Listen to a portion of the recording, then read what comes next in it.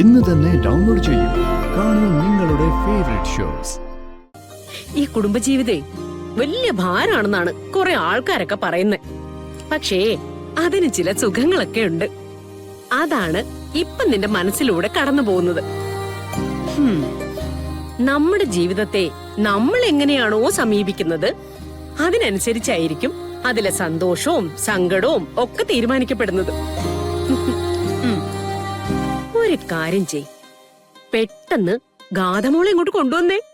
നിന്റെ ആലോചനയും നിൽക്കും, എനിക്കൊരു കൂട്ടുമാവും. ഇപ്പൊ ഞാനല്ലല്ലോ ബലം പിടിക്കുന്നത്. കാരണവന്മാര് പറയുന്നത് എന്തായാലും അതനുസരിക്കാൻ തയ്യാറാണെന്ന് ഞാൻ പറഞ്ഞല്ലേ. ഓ, അപ്പോ അച്ഛനും മുത്തശ്ശിയുമാണ് വൈകിപ്പിക്കുന്നത് അല്ലേ?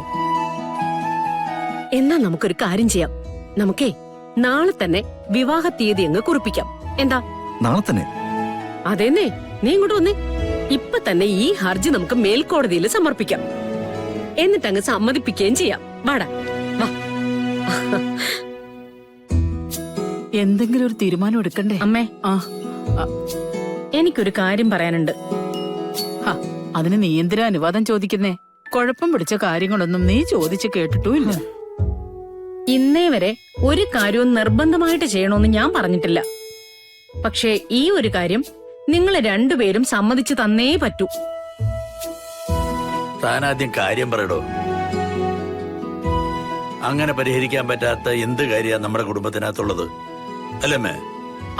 നീ വന്ന് കയറിയ ദിവസം എനിക്ക് കൃത്യമായിട്ട് ഓർമ്മയുണ്ട്.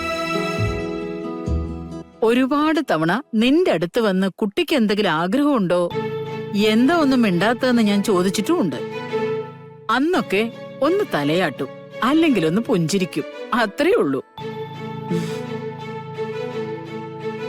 കേട്ടോടാ മോനെ, എന്റെ ഓർമ്മയില് സുമിത്ര പറഞ്ഞിട്ടുള്ള ആഗ്രഹങ്ങളൊക്കെ നിന്റെ കാര്യത്തിലാ.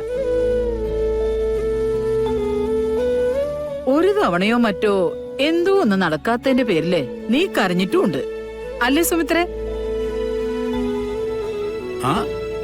അങ്ങനെ ഒരു കാര്യമുണ്ടോ? അതെപ്പോഴാണ് ആഗ്രഹം നടക്കാത്തതിന്റെ പേരിൽ സുമിത്ര കരഞ്ഞ്? അത് നിനക്കറിഞ്ഞൂടാ.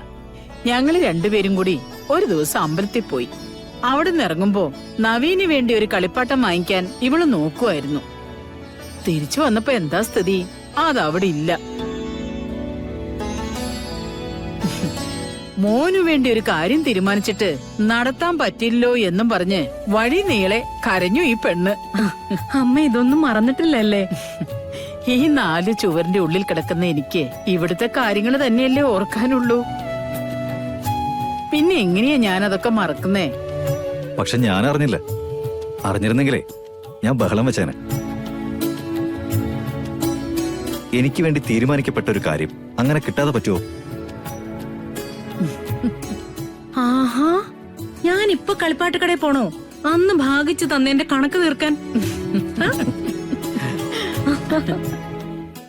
അമ്മേ, നാളെ തന്നെ നവീന്റെയും ഗാഥയുടെയും വിവാഹ മുഹൂർത്തം കുറിപ്പിക്കണം.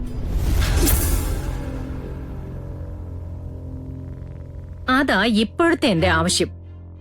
സുമിത്ര, തടസ്സങ്ങളില്ലാത്ത ഒരു കാര്യം എന്തിനാ ഇങ്ങനെ നീട്ടിക്കൊണ്ടു പോകുന്നേ? അമ്മ ഇത് സമ്മതിക്കണം. എങ്കില് ആയിക്കോട്ടെ.